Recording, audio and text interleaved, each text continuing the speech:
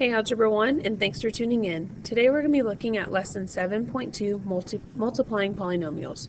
Today we're going to be looking for 10 things in our notes. One thing is just how to do it, and the other things are actually trying it, so let's go ahead and get started. First thing we want to talk about is the first method that we'll see, and that's the FOIL method. This is probably the easiest method when you are multiplying two binomials, and it's going to help you make sure that you combine them. So before we talked about adding and subtracting, today we're talking about multiplying them. What you're going to do is write down what the FOIL method is, and then maybe even the examples of what goes with that. First, our F means first terms. That means you would multiply the first terms in each binomial. So that'd be x times x, which give you x squared. And then O means outer terms. So the two outer terms in the binomials, x and 2, which would be multiplying to get 2x. I stands for inner terms. So that'd be both insides. So 1 times x, which would be 1x. And then L is last term, so the last terms in both of them would be 1 times 2, which is 2. Once you're done with that, you have all of these different terms, x squared plus 2x plus x plus 2, and all you're going to do is combine like terms to get your final result of x squared plus 3x plus 2. So let's go ahead and take time now to pause the video here so you can write down what the FOIL method is and the examples that go with it. Then once you're done, click play to see how it's done. So here's the first example we're going to try, and I'm going to do these in different colors so you can see first, outer, inner, last. We have 2x minus 3, and then we have x plus 5. So I'm going to do the first one in purple. The first would be just the first terms in each binomial. So 2x times x is 2x squared.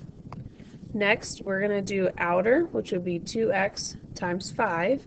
2x times 5 is 10x. So that'd be plus 10x.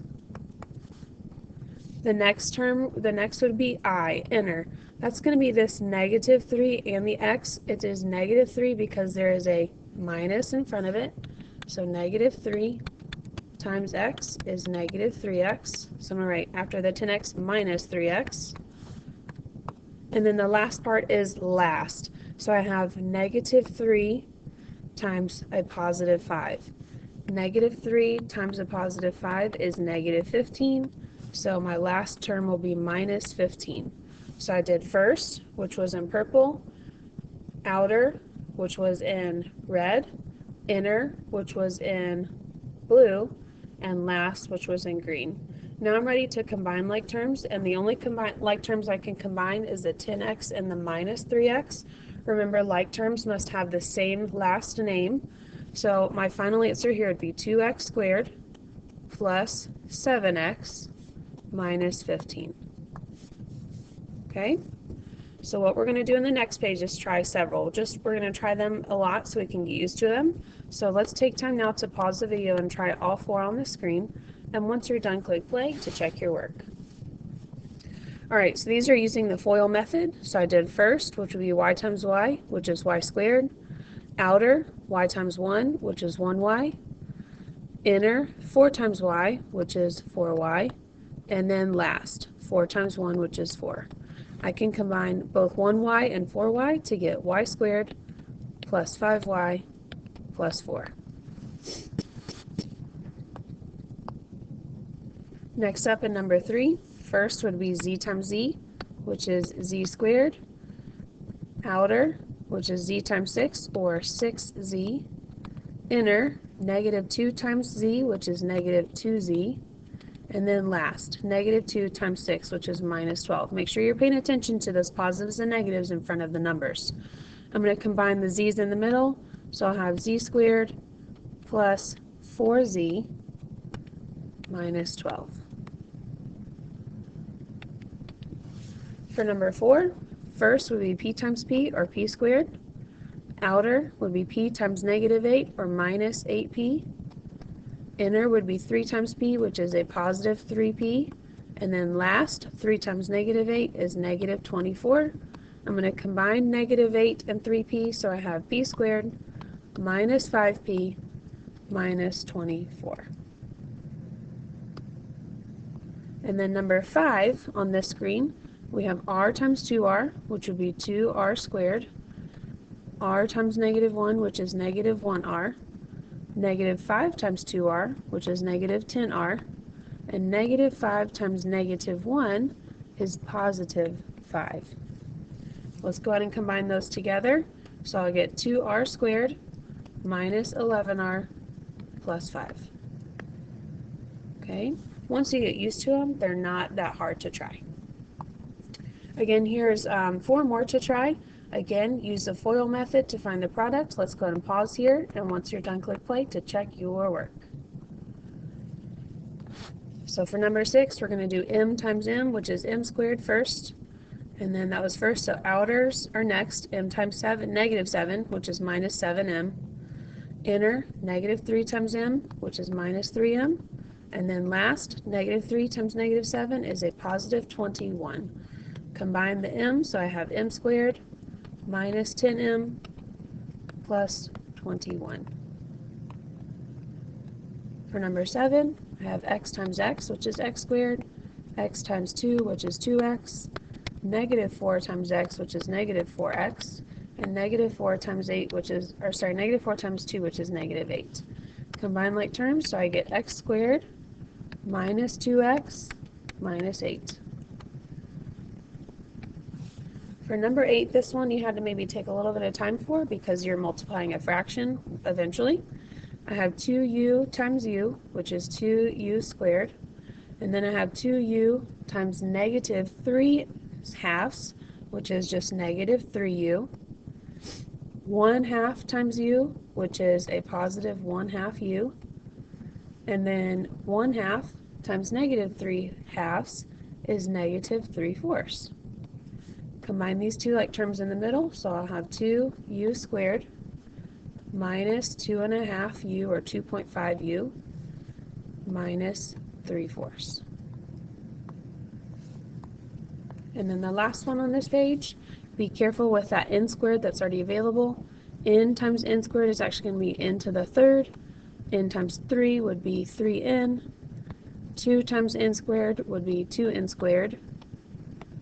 And then 2 times 3 is going to give me 6. To put this in standard form, I'm just going to make sure that my exponents are in descending order.